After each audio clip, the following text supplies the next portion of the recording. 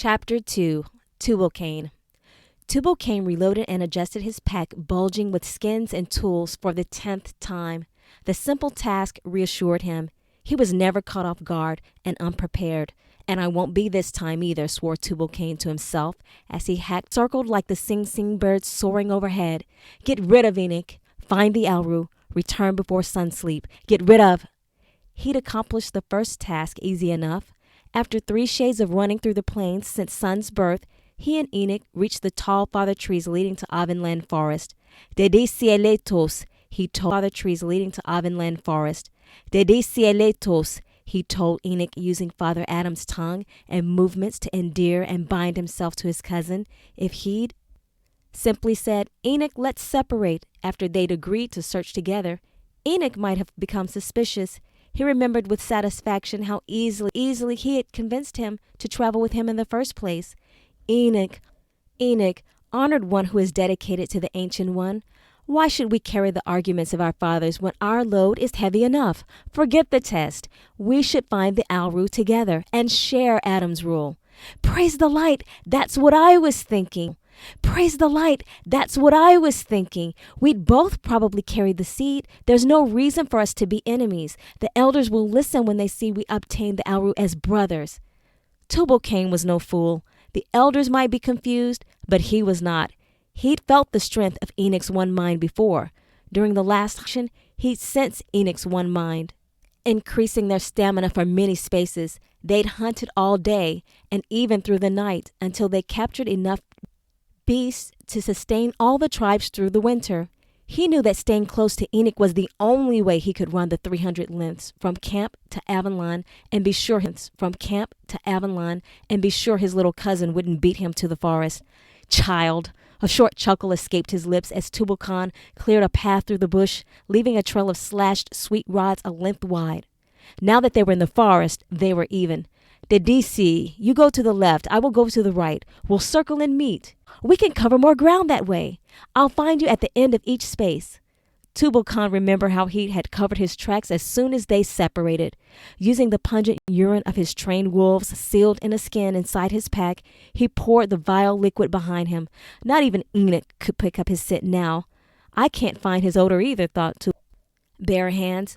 No mind. I don't need him to find the Alru. He adjusted his pack and continued forging through the brush, muttering under his breath. Get rid of Enoch. Find the Alru. Return before sunsleep. Get rid of... By Adama's blood! What was that? Tubal Cain's skin chilled in the warm heat. His instincts forced him to halt. Listen. You've got to listen to overcome your opponent. He drilled the advice from his father Lamech in his mind until he was as still as a lion ready to pounce. Tremble. Silence. Tremble. Silence. Even the things stopped chirping. Tubal Cain watched the purple petals from the father trees shake. He didn't move. He was too far from the beckoning cover of the trees. One false move and something huge would find him. He waited silently, forming a plan. Whatever it is, I'll kill it, he thought as his hand tightened its grip on the jab he used to hack his way through the sweet rods. Adama's blood. I don't have shades to waste on a kill. I must find the Alru. He quickly formed a new plan as he moved his left hand to the rope strapped to his left side. I could use the beast to cover more ground. He crouched down and waited. Listen. Nothing. Tubal Cain froze in place. The melody of the sing-song birds broke his concentration and the smell of something else. Dew. Great quantities of it. He must be close to heaven's tears. The Alru grows near great waters. He remembered still waiting a space longer to be sure the beast had moved on. The creature must have been looking for water. Tubal Cain rose cautiously and surveyed his surroundings, again noticing for the first time the downward slope of the land. He took in great gulps of the earth's breath, trying to sense the direction of the wet scent. It was coming from Sun's home toward his right. Tubal Cain ran wet scent. It was coming from Sun's home toward his right. Tubal Cain ran towards the father trees on the right and deeper into the forest.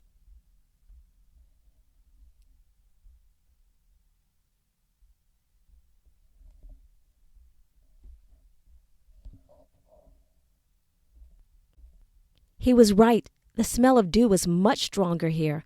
Tubal Cain cocked his head to the side. Heaven's tears are near, he told himself, moving faster and faster through the woods.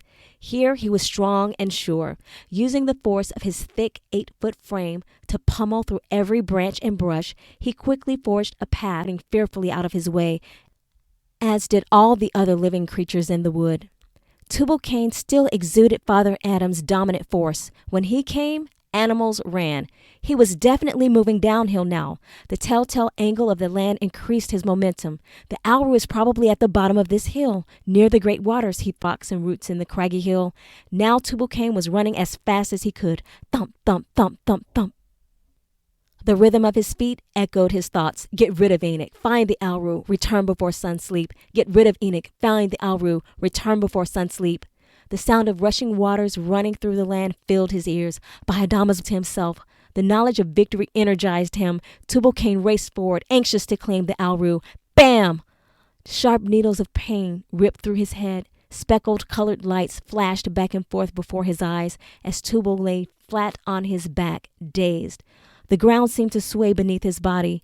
Grasping at the loose rocks beneath his hands, Tubal Cain tried to force the earth still with his flailing brute strength. It didn't stop the earth, but it was enough to steady him. He lifted himself up enough to see his twisted leg entangled in a loose, ropey vine clinging to the hillside. Tubal Cain flopped back onto the ground in disgust. New waves of nausea and more speckled lights greeted him as he looked to the sky for help. It betrayed him. By Adama's blood, sun sleep is nigh. He only had about 2 spaces before the darkness arose. Must get up, must find water, must make shelter, arose. Must get up, must find water, must make shelter. Forget Enoch and the Alru until new light comes. He told himself as he pushed with all his might to lift his torso to a sitting position. Ignoring the growing pain in his head, he focused on his right leg. His right ankle was bruised and swollen. His right ankle was bruised and swollen. His leg seemed to be okay, but his knee hit on the side of his leg as if to escape the fall. Tubal Cain clasped his head with both hands and then drew them to his face in amazement. Blood!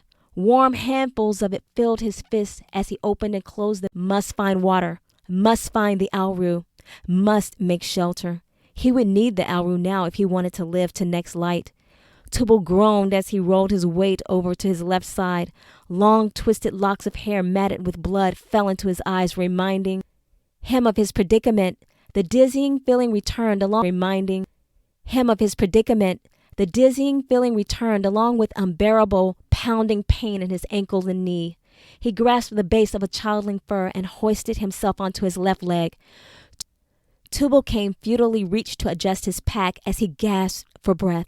He forsook the comforting habit, realizing another. He began his trek again, slower, much slower, as he hobbled down the hill, one agonizing step at a time. Tubal Cain stopped to rest and to examine his leg and touch his head once more. No change. He'd been wounded before, of course. Once a mammoth lion he was trying to domesticate clawed his entire right side,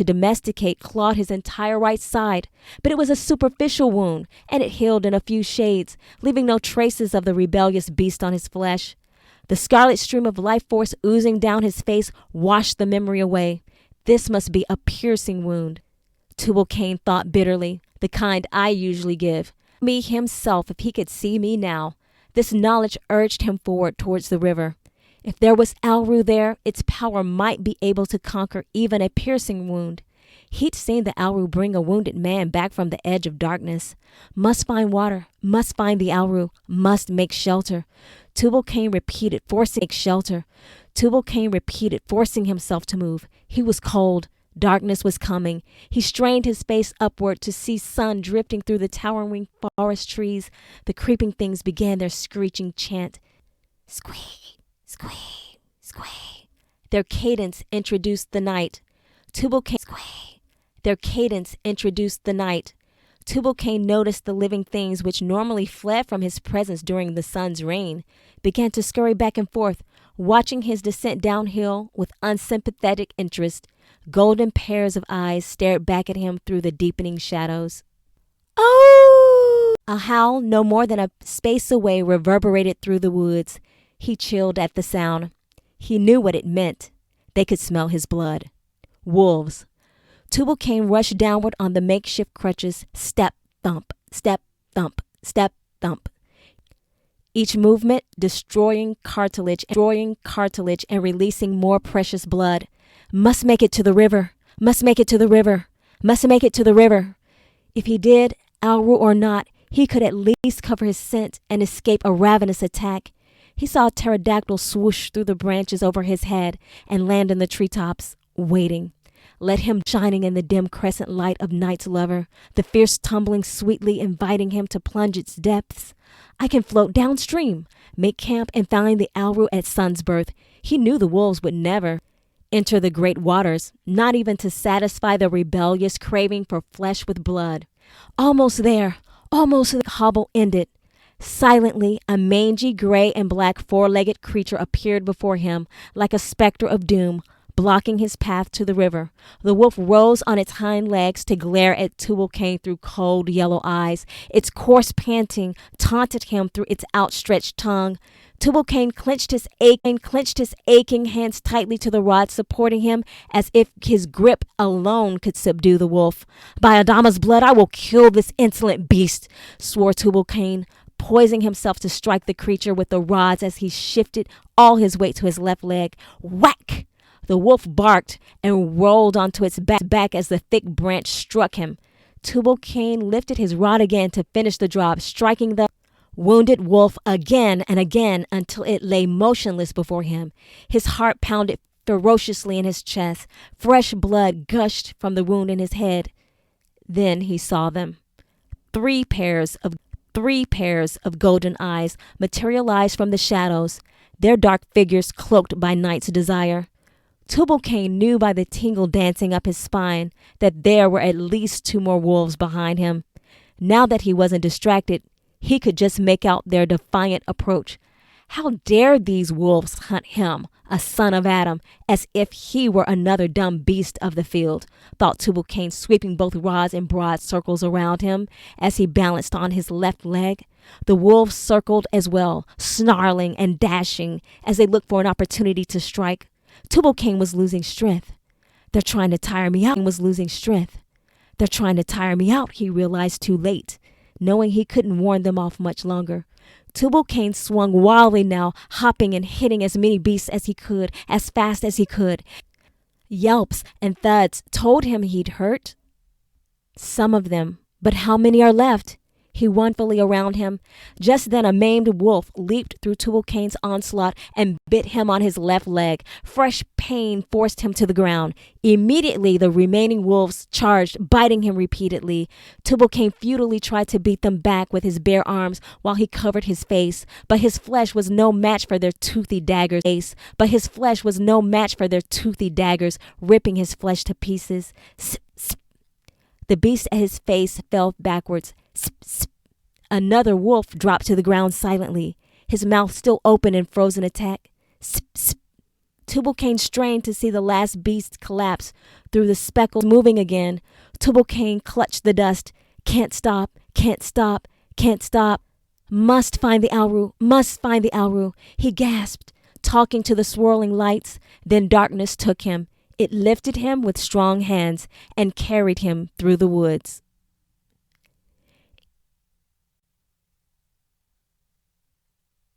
Enoch drew in crisp air. Could this be? No, it couldn't be. Impossible. But those mountains, what were they made of? And that scent, it smelled like... What is it? Enoch racked his significant knowledge of the vegetation of Adam's realm and could not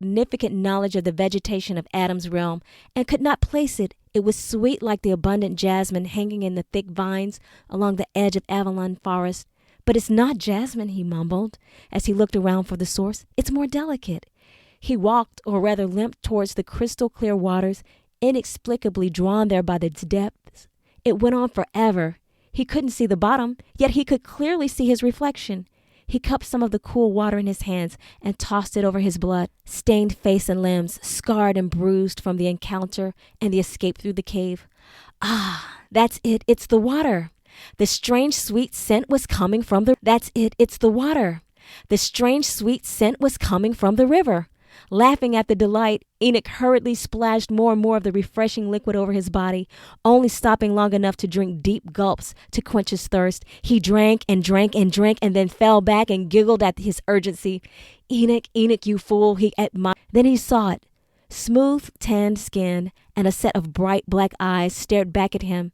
Enoch gasped at his surprised reflection as he carefully touched his face.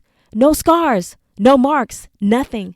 Not even familiar blemishes from old wounds marred his features. He looked at the river again. He'd heard He looked at the river again. He'd heard the elder women speak of it at night when telling tales to soothe children ill with the sickness to sleep. This must be it. The river of life? Could this be? I am in the Garden of Eden, Enoch? Mouthed the incredible realization in a barely audible voice as he jumped to his feet and slowly surveyed the landscape. The unusually large, fragrant trees neatly lining the riverbank, the strange, humongous fruit, his miraculous healing. Of course, praise the light, praise. Then he saw it. One tree dominated the others. The giant among giants grew somehow on both sides of the river. As he approached the shade of its branches, its thick, fragrant aroma permeated the area completely. It was pleasant and delicate. It reminded him of something sweet. The water. Enoch pronounced the discovery to himself. The essence of the tree has permeated the river. I drank from the water and it restored me instantly. Then this is the tree of life. Does this mean it's over? If I am in the garden, is the curse over? The Ancient One has shown if I am in the garden, is the curse over? The Ancient One has shown me favor for truth, but this, he reasoned out loud, looking again at the aru flourishing by the riverside. This is more than I expected. If I bring back the fruit from the tree of life, we will not die, ever. No sickness and no death, not ever. Towards the tree, then paused. He thought again. I dare not take of the tree without permission. He knelt at the trunk of the tree of life and prayed quickly and silently. O hidden Father, if it is your will, then give me of the tree so I and my people might live. Enoch waited. He listened. Nothing. Only the sounds of a gentle breeze blowing through the leaves broke the silence. He rested against the trunk of the tree, listening intently and watching, hoping the answer would come. Nothing. Enoch rose with a heavy sigh and headed towards the aru growing along the bank, knowing that no answer was his answer. Father Adam had taught him that. He knew the stories. How many times had the first father prayed and begged that the curse might be removed, that they might be allowed to enter the garden again, only to hear nothing.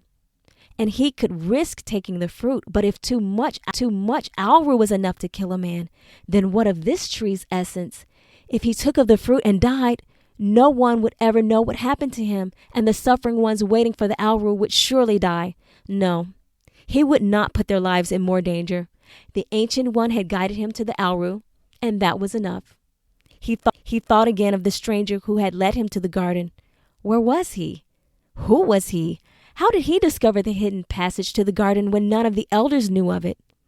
After I gather the aru, he decided with determination, I'll look for him to thank him. Then he realized belatedly as he searched his surroundings again, I can't find the aru. Careful not to damage the complex root system, and stacked it in neat piles. Enoch berated himself. What would Jared say to that? The best tracker of the tribe of Seth, lost. And his excitement, well, no one could fault him for that. He'd broken the first rule of the trackers. Always mark your path. He'd forgotten that. Now he must find the stranger to get home. Feisty little thing, isn't it? Said Azazel as he turned the spit over the flames. Sure, it was cunning enough. It was. A good find, too, replied Amezrach. Some Jaza will enjoy the tale. You made sure of that. Well, I had to see how it would react. I wasn't sure the babbling thing had sense or not. The confrontation with the wolves was revealing. Good sport it was. The bows are slow, but precise enough, said Amezrach. as he pulled the roasted flesh from the bone, offering it to Azazel, worthy of my strength too. The senses don't interest me now. Perhaps later I'll try your concoction. The bloody thing is waking up, said Azazel, rising to his feet to get a better look. His dark, curly locks blended and mingled with the night. The crescent moon barely illuminated the shivering, maimed figure lying just outside the fire's reach. The sound of rushing water roared nearby, drowned out the sounds of the camp, and filled the air with a fine, perpetual mist. Azazel welcomed the spray and the additional guest. You should move it by the fire. Perhaps it will improve. Those wounds look terrible. Never seen anything like it, I think, sooner, said Amezrach in between bites of cooked meat. Well, it's by the river now, just like it wanted. How was I to know it wouldn't do something on its own? I was waiting for it to do something fantastic, something surprising. Instead, it just let those four-legged furballs have their way. Indeed, it was pitiful, it was. Indeed, it was pitiful, it was. You did save it. Very dramatic indeed. Amezrach commended him as he tossed the remaining bones into the fire. Perhaps you're right. The fire might do it some good. I want to question it before we show it to Samjaza. He hates to be bored. If it's dull, I'll face the wolves again than to bore Samjaza. True that is, agreed Amezrach with a snort and a chuckle. Azazel glided silently towards the broken figure, lifted it effortlessly with one hand, and dumped it next to the smoldering embers of the fire. There, that should do it, he said, plopping down across from Amezrach. You know, maybe I will try it, I thought. The warmth alone is not enough. It isn't, said Amezrach, moving closer to peer into its face. Ona shata bese makubro. He spoke softly as he touched the gaping wound on the side of its head. For the sake of truth, For the sake of truth, what are you doing? Azazel asked. The words of the Ancient One work here as well, they do, said Amezrach, as he grabbed a handful of the warm dust by the fire and began rubbing it into the wound. Azazel stared with curiosity as new skin began to form and seal the wound. He continued, now moving his hands over the vicious bites to its forearms and hands. Smooth skin appeared again. Atashata kuro mekestona. The warped right knee moved back into place, and the swollen purple ankle returned to its normal coppery hue. Interesting, very interesting, a normal coppery hue. Interesting, very interesting, Amezrach. How did you learn forming? It's really not forming, it isn't. It's more like... Amezrach paused, searching for the right word. It's more like... Oh, look, it's returning, it is. Azazel and Amezrach both peered closely into the dark, dazed eyes. Their faces... Tubal Cain blinked and stared, confused at the blurry golden spheres dancing before his eyes. The piercing wound must have damaged my sight, he thought, closing his eyes again to escape the dizzying images. He opened them again, blinking rapidly.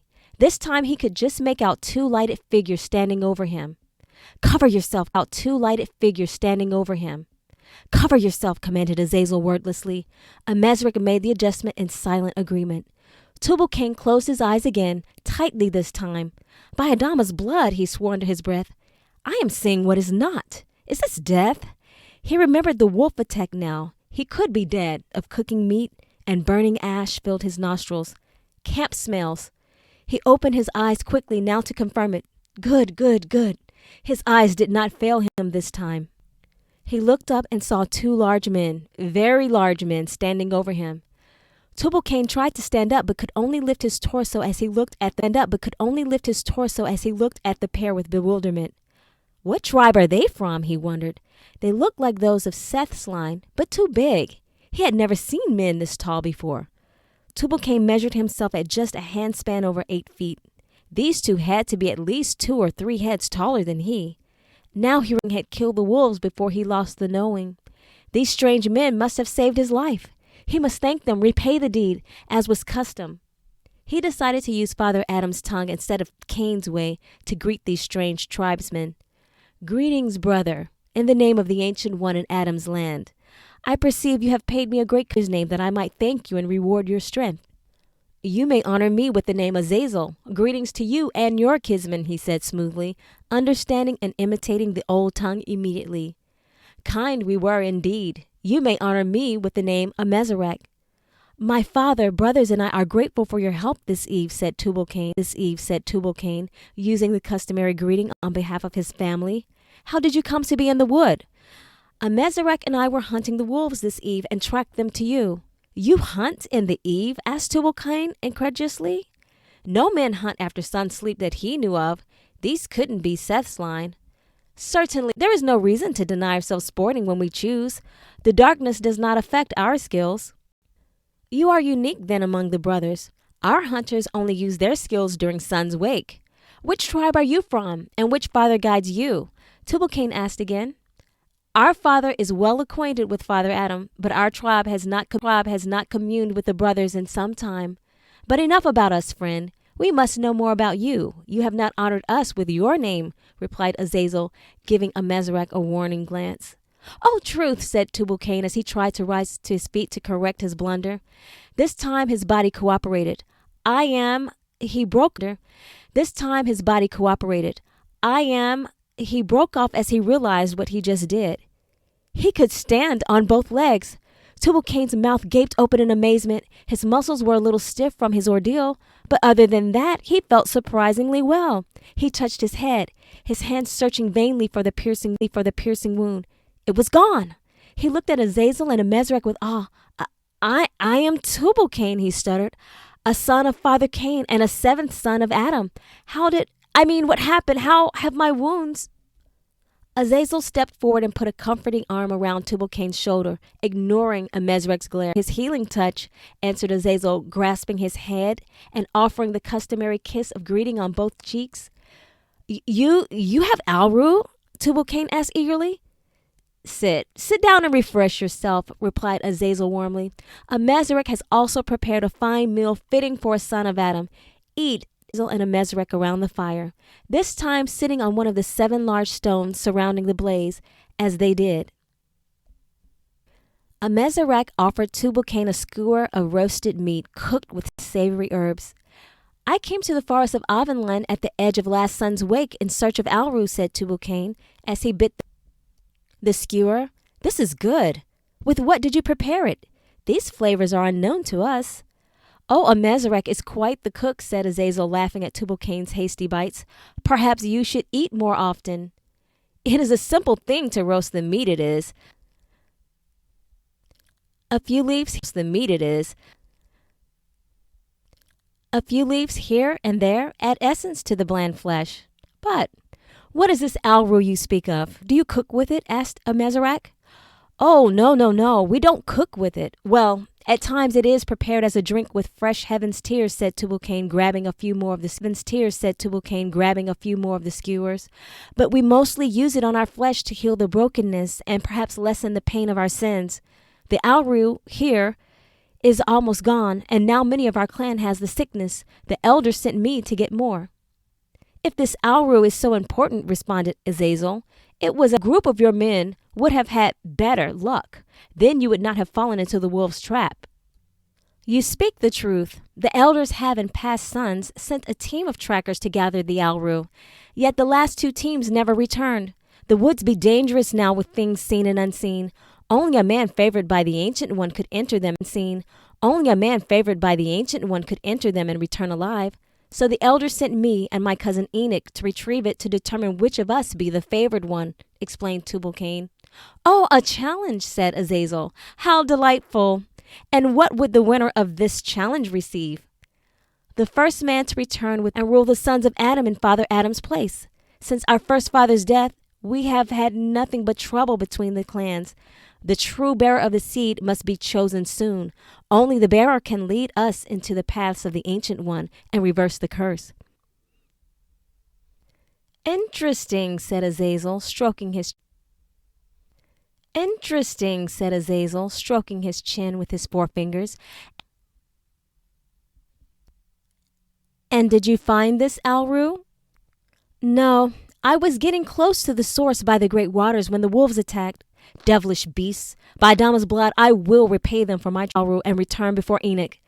Calm yourself, brother. Can't you hear the sound of the rushing water? You are at the great river Gihon. Search for the Alru now and seize this prize for yourself, said Azazel, as he stood and pointed towards the crystal current a few paces away. Yes, by Adama's blood I will. Tubal Cain dashed toward. Yes, by Adama's blood I will. Tubal Cain dashed toward the river and began thrusting through the vegetation as he furiously searched for the telltale emerald leaves with small white petals. Azazel, Azazel, scolded Amezrach. You really shouldn't tease him. You shouldn't. You know very well there is no alru along the. You shouldn't. You know very well there is no alru along the southern banks of the Gihon.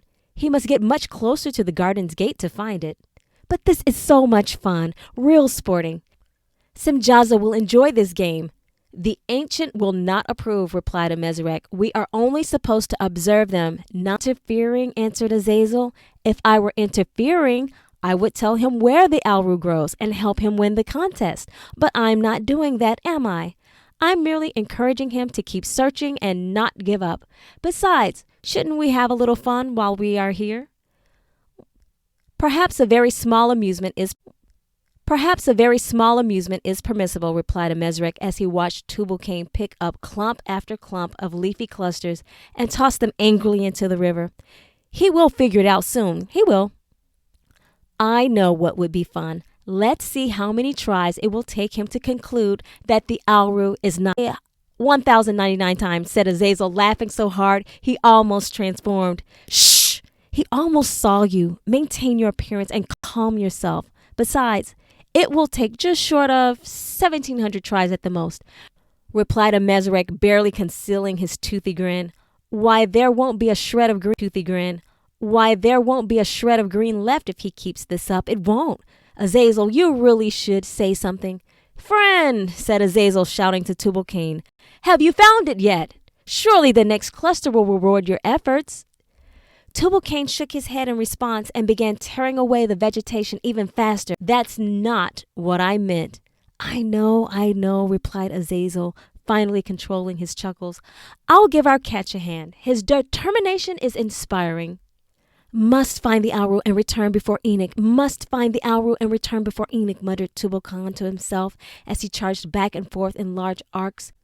Azazel strode leisurely towards Tubal Cain, searching the ground as he neared. I don't see it either. Perhaps the light of the sun's wake will aid you. You might destroy the alru trudging about in darkness, and you've gotten along very well without it this long. Waiting a few more spaces will do no harm. Suddenly, Tubal Cain stopped in his tracks. Fistfuls of leaf and dirt fell forgotten out of his muscular grip. By Adama's blood, you're right. My vicious wounds are no more, thanks to the power worked by Amezrach, and no alru did this healing, for you didn't know of it, nor was it used upon me. I smelled the strong essence for truth. The Ancient One must have guided me tonight through these dangerous woods, knowing I would find you. But Tubal Cain rushed on, silencing Azazel's interjection fervently. Far be it from the Ancient One to force a son of Adam, bearing his image, to be subject to the power of a mere vine. Well, I don't. Tubal Cain cut him off again with all the excitement of someone discovering treasure where it was not sought. Surely another brother bearing his likeness with the knowledge of the light and its power must be the source of our redemption. My brothers, you are better than any alru. Come now and tell me how this wondrous deed was done, insisted Tubal Cain breathlessly. You must tell me and return with me so we may share this light with the others. Our sons and daughters will be redeemed through you. Azazel's confident smile faded as he realized too late the nature of the human. They are not like intelligent beasts shoved into the image of the beloved, Azazel thought, remembering Lucifer's complaint. They are something more. Azazel composed his racing thoughts as he planned his response. Perhaps this is truth, said Azazel plainly. Why the delay, brother? Asked Tubal Cain as he searched Azazel's face for the answer. Azazel thought quickly. Now that I've engaged the human, I must respond. This one is determined and will not forget. Brother, I do not have the authority to share this knowledge. Who has the authority? We must appeal to him quickly. Enoch may have already found the alru and returned to our people with a false cure. Guide our people. Patience, friend, responded Azazel sincerely. If this be the will of the Ancient One, we will learn of it soon enough. He can be thwarted by neither time nor man. Rest now, and we will ask